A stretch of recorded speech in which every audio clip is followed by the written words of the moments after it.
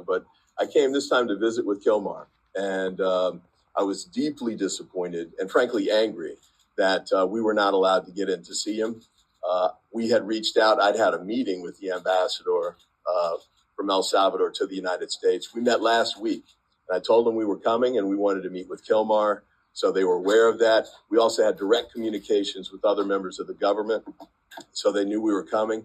And we talked with our ambassador, who also reached out to the government here. So the fact that they didn't let us in fact, they told us at the gate that we had to go back to San Salvador to get a permit, which is ridiculous.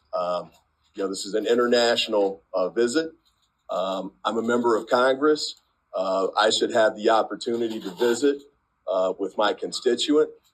And the United States has a contract with El Salvador. Apparently, we haven't been allowed to see that yet, but the United States has a contract with El Salvador, and the money that comes from that has to be authorized by Congress because we have the power of the purse.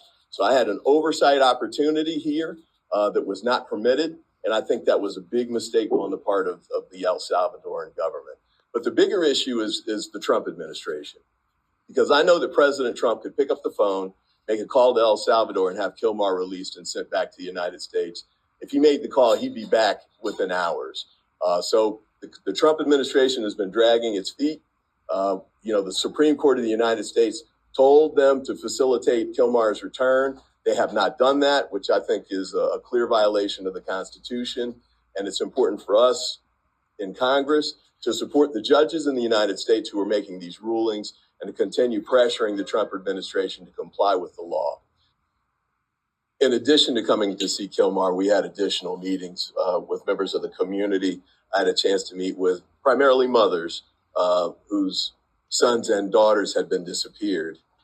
They were asking for help to try and figure out, they didn't even know in some instances whether they were still alive or not. And they certainly didn't know which prisons they were in.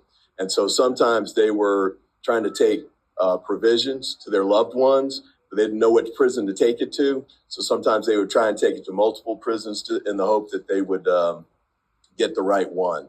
One mother told us that she'd been trying to find her son and had been unable to do it. They'd come together and sent petitions to the ombudsman to try and figure out where they were, but the government wouldn't answer. The only way she found out where her son was when his dead body was sent back to them after he'd passed away in custody. And I heard a number of stories like that I thought were scary and shocking and disappointing. And to Chris's point, I was also supposed to meet with Ruth while I was down here. So perhaps it was just a coincidence that she was arrested just a few days before we got here. But it's important to make sure that her rights are protected and other people's rights are protected as well. And then the last point I wanted to make was, in addition to Kilmar being deported by the United States to El Salvador to be imprisoned illegally, there are at least 50 Venezuelans who've been deported by the United States to El Salvador, and they're in jail here under a contract with the United States.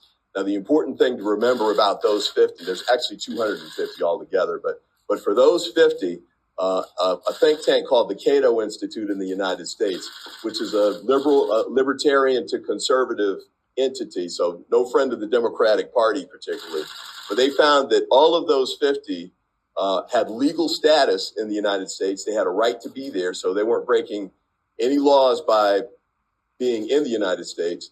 They hadn't committed any criminal offenses in the United States, in El Salvador, or in Venezuela. So they're being held in jail, even though they've committed no crime, broken no laws, committed no offenses, and they're being held indefinitely.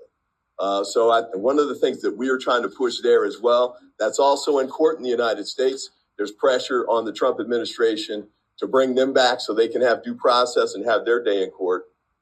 So we're fighting for that too. But this fight is growing. The Trump administration also sent deportees to South Sudan recently, and there's talk about sending them to other places. So